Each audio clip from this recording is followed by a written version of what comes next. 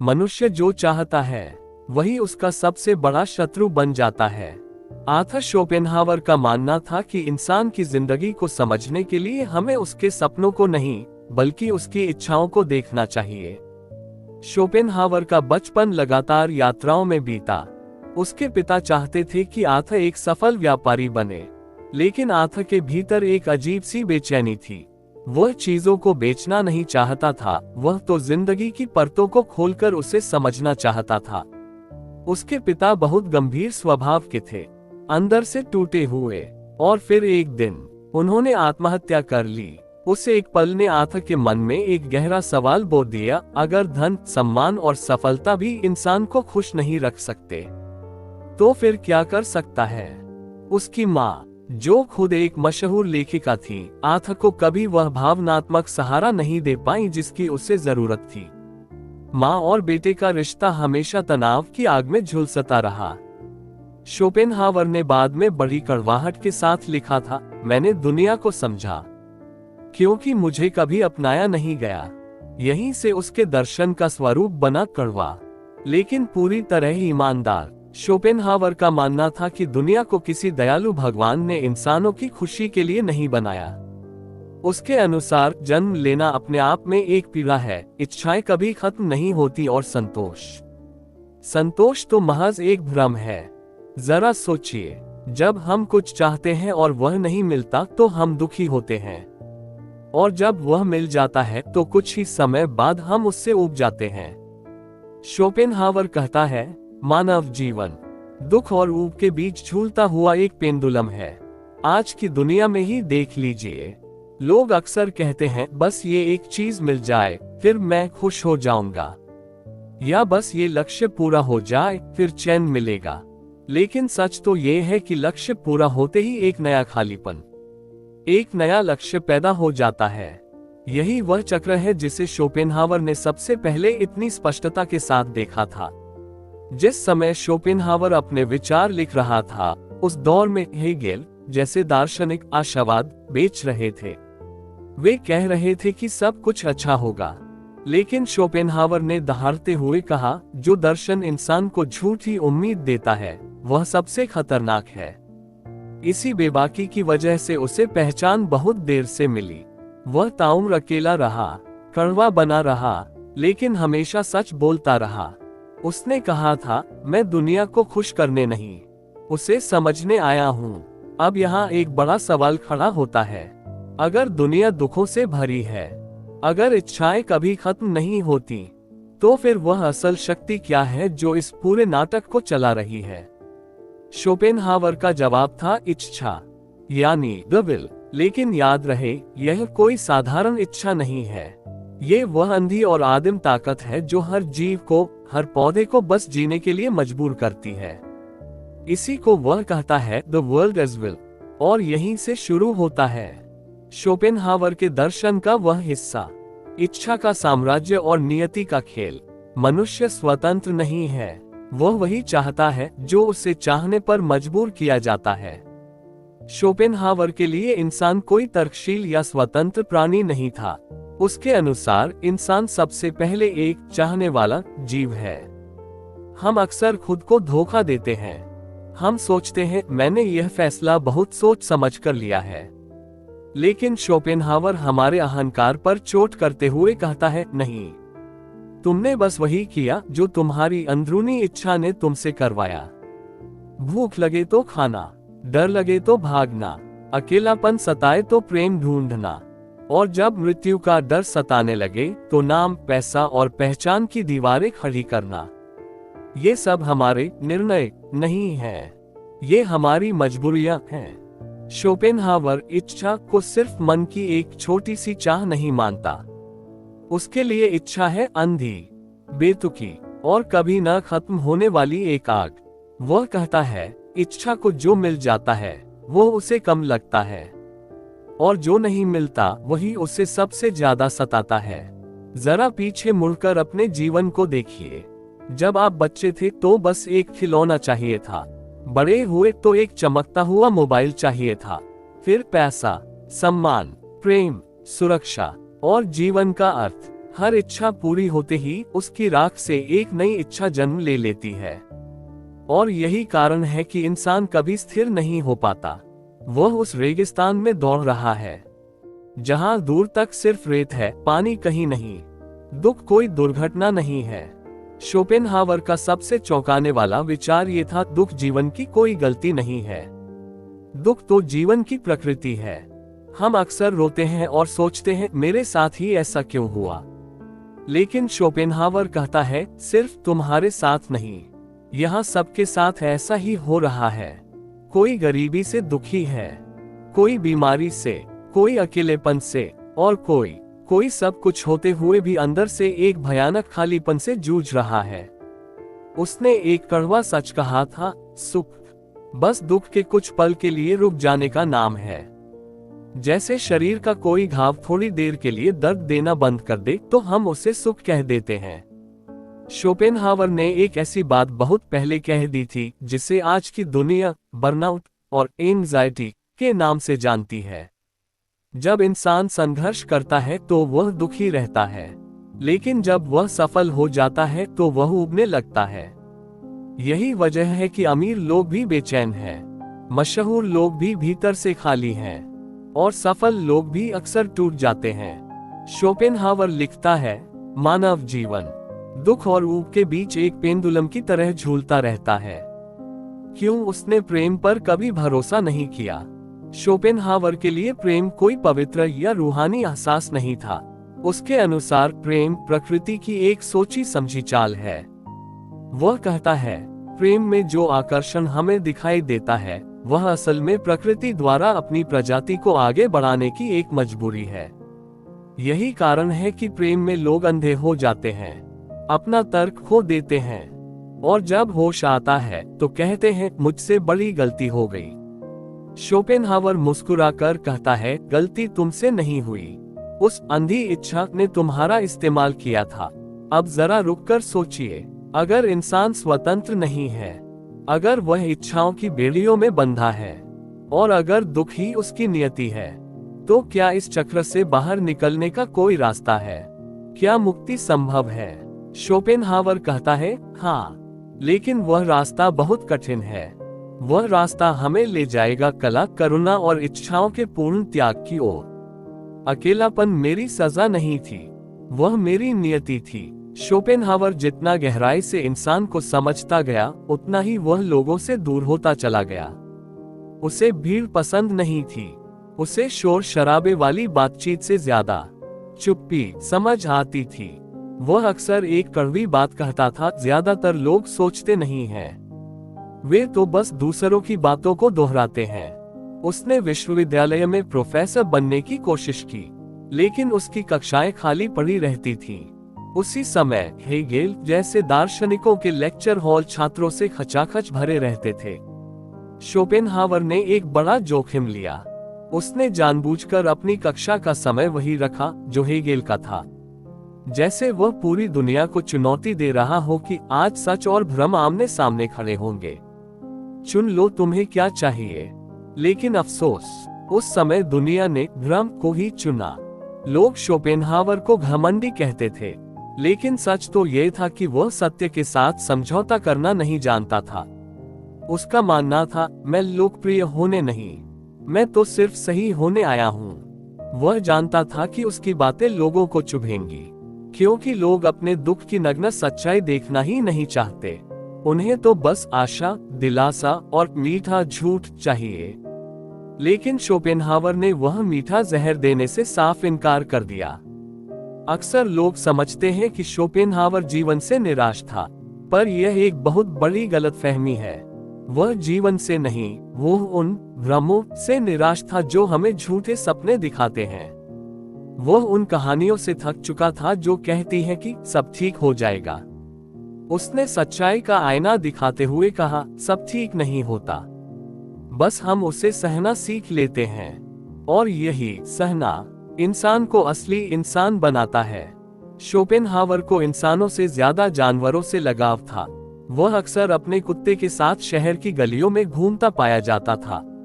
वह कहता था, जानवरों में कोई दिखावा नहीं होता, वे जैसे हैं वैसे ही दिखते हैं। यहीं से उसकी करुणा की भावना जन्मी। उसके लिए नैतिकता का मतलब किसी भगवान से डरना नहीं था, न ही स्वर्ग का लालच था। उसके लिए नैतिकता का अर्थ था दूसरे के दुख को अपने भीतर महसूस करना, क्योंकि अंततः हम सब एक ही पीड़ा की जंजीर से बंधे हुए हैं। लेकिन क्या यही अंत है? अगर दुख अनिवार्य है तो क्या उससे कम करने का कोई तरीका नहीं? क्या इस अंतहीन चाहत को शांत किया जा सकता है? क्या इस कैद से मुक्ति संभव है? शोपेनहावर कहता है, हाँ, लेकिन वह रास्ता त्याग, कला और करुणा के कांटों से होकर गुजरता है। ये दुनिया वैसी नहीं है जैसी वह दिखाई देती है। जो दिखता है वो केवल सतह है, और जो इस दुनिया को चलाता है वह पूरी तरह अदृश्य है। शोपेनहावर कहता है, अगर तुम इस ब्रह्मांड के रहस्य को समझना चाहते हो तो बाहर की ओर मत देखो, अपने अंदर देखो। जरा सोचिए, एक नन्हा सा पेड़ पत्थरों को चीर कर क्यों बढ़ता है? एक जानवर अपनी जान हथेली पर रखकर क्यों दौड़ता है? और इंसान, वह क्यों दिन रात कमाता है, लड़ता है और प्रेम की तलाश करता है? क्योंकि कोई एक आवाज है जो हर जीव के भीतर से, हर कोशिका से लगातार चीख रही है, जीते रहो, किसी भी कीमत पर, बस जीते रहो। यही वह अंधी और आदिम आवाज है जिसे शोपेनहावर कहता है इच्छा। यहाँ एक बात समझना बहुत जरूरी है। शोपेनहावर की इच्छा कोई सोच समझकर किया गया विचार नहीं है। ये तर्क से पहले आती है, ये बुद्धि से कहीं ज्यादा शक्तिशाली है, और यह नैतिकता से भी कहीं पुरानी है। वह कहता है, हम अक्सर सोचते हैं कि हम सोच समझकर कुछ चाह रहे हैं, लेकिन सच तो ये है कि हम सोचते ही इसलिए हैं क्योंकि हम पहले से ही कुछ चाह रहे होते हैं। हमारी बुद्धि, वह तो सिर्फ एक नौकर है। असली मालिक तो वह अंधी इच्छा है जो पर्दे के पीछे से डोर खींच रही है। शोपेनहावर कहता है, यह इच्छा सिर्फ इंसानों तक सीमित नहीं है, ये हर जगह व्याप्त है। नदी बहती है क्योंकि उसे बहना ही है। बीज धरती का सीना फाड़कर फूटता है क्योंकि उसे उगना ही है। जानवर दूसरे का शिकार करता है क्योंकि उसे जीवित रहना है। यहाँ कोई महान उद्देश्य नहीं है, यहाँ कोई नैतिकता नहीं है, यहाँ सिर्फ एक अंधी और निरंतर चलने वाली गति है। जैसा कि वह लिखता है, प्रकृति कभी सोचती नहीं, वह तो बस चाहती है। अब एक कड़वा सवाल, अगर यह इच्छा सब में है तो इंसान ही सबसे ज्यादा दुखी क्यों है? शोपेनहावर का जवाब आपको हैरान कर देगा। वह कहता है, इंसान इसलिए दुखी नहीं है कि उसके पास कुछ कम है, बल्कि वह इसलिए दुखी है क्योंकि उसके पास समझ है। एक जानवर दुख झेलता तो है, लेकिन उसे यह एहसास नहीं होता कि वह दुखी है। मगर इंसान अपने अतीत की कड़वाहट को याद करता है, वह भविष्य की अनहोनी से डरता है, और वह अपने वर्तमान से कभी संतुष्ट नहीं रह पाता। इसीलिए शोपेनहावर ने कहा था, बुद्धि इंसान की सबसे बड़ी शक्ति नहीं, बल्कि उसकी सबसे बड़ी सजा है। ये बात सबसे ज्यादा चुभती है। शोपेनहावर साफ कहता है, स्वतंत्र इच्छा नाम की कोई चीज इस दुनिया में नहीं है। हम क्या चाहते हैं ये हम तय नहीं करते, हम बस वही चाहते हैं जो हमारी प्रकृति, हमारा शरीर और हमारी परिस्थितियां हमसे चाहने पर मजबूर करती हैं। अगर तुम क्रोधी हो तो इसलिए क्योंकि तुम्हारी प्रवृत्ति वैसी है। अगर तुम महत्वाकांक्षी हो तो इसलिए क्योंकि तुम्हारी इच्छा वैसी है। और अगर तुम शांत हो तो सिर्फ इसलिए क्योंकि तुम्हारी इच्छा फिलहाल थकी हुई है। ये इच्छा कभी नहीं कहती बस अब काफी है। वह हमेशा एक ही शब्द दोहराती है, और यही और की तलाश इंसान को भीतर से खोखला कर देती है। शोपेनहावर के शब्दों में, जीवन एक ऐसी प्यास है जो पानी पीने के बाद और ज्यादा बढ़ जाती है। इसीलिए हर बड़ी सफलता के बाद एक खालीपन महसूस होता है, हर गहरे प्रेम के बाद एक निराशा हाथ लगती है, और हर बड़ी जीत के बाद एक नया डर पैदा हो जाता है। अब एक बड़ा सवाल उठता है, अगर यह अंधी इच्छा ही सब कुछ चला रही है, अगर हमारी बुद्धि सिर्फ एक लाचार नौकर है, और अगर दुख ही हमारा भाग्य है, तो क्या कोई ऐसा रास्ता है जहां ये शोर मचाती हुई इच्छा कुछ देर के लिए चुप हो जाए? क्या हमें कभी शांति मिलेगी? शोपेनहावर कहता है, हाँ। और वह पहला रास्ता है कला और सौंदर्य, जहां कुछ अनमोल पलों के लिए यह इच्छा शांत हो जाती है। जब इच्छा कुछ क्षणों के लिए शांत होती है, तभी मनुष्य सचमुच सांस लेता है। शोपेनहावर ये बखूबी जानता था कि इच्छा के इस दैत्य को पूरी तरह मिटाना आसान नहीं है, लेकिन वह ये भी मानता था कि जीवन में कुछ ऐसे विरल क्षण आते हैं जब इच्छा हम पर राज करना बंद कर देती है, और उन्हीं चंद लम्हों में मनुष्य को इस सांसारिक दुख से थोड़ी राहत मिलती है। जब कोई व्यक्ति किसी विराट और सुंदर दृश्य को देखता है, जैसे बर्फीले पहाड़, शांत नदी या ढलता हुआ सूरज, तो कुछ देर के लिए वह खुद को भूल जाता है। उस क्षण में न उसे पैसा याद रहता है, न अपना नाम, और न ही भविष्य की कोई चिंता। बस देखने वाला रह जाता है और सामने वह दृश्य। शोपेनहावर कहता है, कला के सानिध्य में मनुष्य चाहने वाले जीव से बदलकर एक मुक्त दर्शक बन जाता है। यही कारण है कि सदियों से कला इंसान को अपनी ओर खींचती रही है, क्योंकि वह हमें अपनी ही इच्छाओं की कैद से आजाद कर देती है। लेकिन शोपेनहावर के लिए सारी कलाओं में एक कला सबसे ऊपर थी, संगीत। वह कहता था कि चित्र, कविता और मूर्तियां तो महज दुनिया की तस्वीर दिखाते हैं, लेकिन संगीत तो इस दुनिया की साक्षात आवाज है। उसके शब्दों में संगीत इच्छा की नकल नहीं करता, वह तो स्वयं इच्छा की साक्षात अभिव्यक्ति है। जब संगीत गूंजता है तो वह किसी वस्तु का वर्णन नहीं करता, वह सीधे आपकी आत्मा के दरवाजे पर दस्तक देता है। इसीलिए संगीत बिना शब्दों के समझ आता है। ये हर संस्कृति पर असर करता है और बिना किसी तर्क के सीधे हमारी भावनाओं की गहराई तक पहुंच जाता है। शोपेनहावर मानता था कि दुख और संगीत एक ही सिक्के के दो पहलू हैं, क्योंकि संगीत इच्छा के उतार चढ़ाव को ध्वनि की लहरों में बदल देता है, कभी धीमा, कभी तेज, कभी बेहद बेचैन, तो कभी एकदम शांत। और जब हम उसे सुनते हैं तो हमें लगता है जैसे कोई हमारे अंदर छिपे उस दर्द को जुबान दे रहा हो जिसे हम खुद कभी कह नहीं पाए। लेकिन यहाँ भी शोपेनहावर कोई झूठा भ्रम नहीं पालता।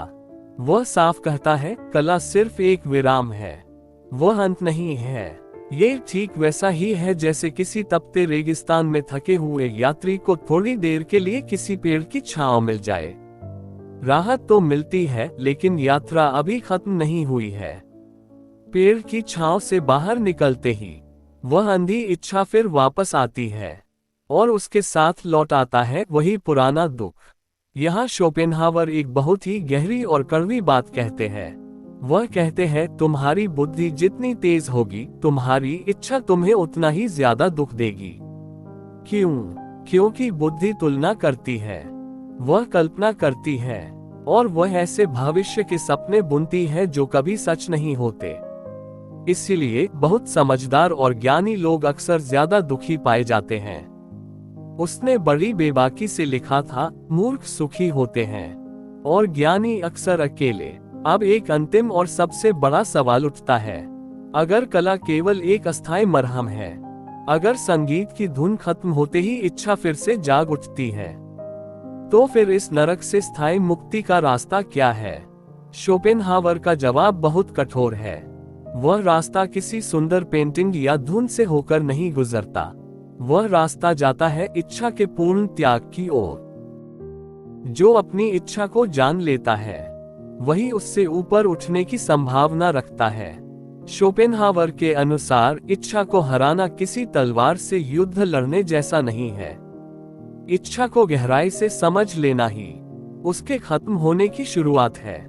जब तक इंसान यह मानता रहता है कि उसकी इच्छाएं उसकी अपनी हैं, तब तक वह उनका गुलाम बना रहता है।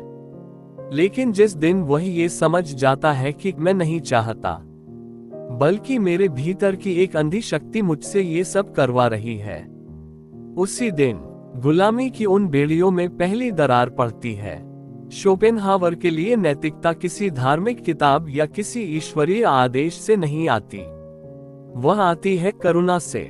जब आप किसी दूसरे के दुख को अपने जैसा महसूस करने लगते हैं तभी आप सच में नैतिक होते हैं।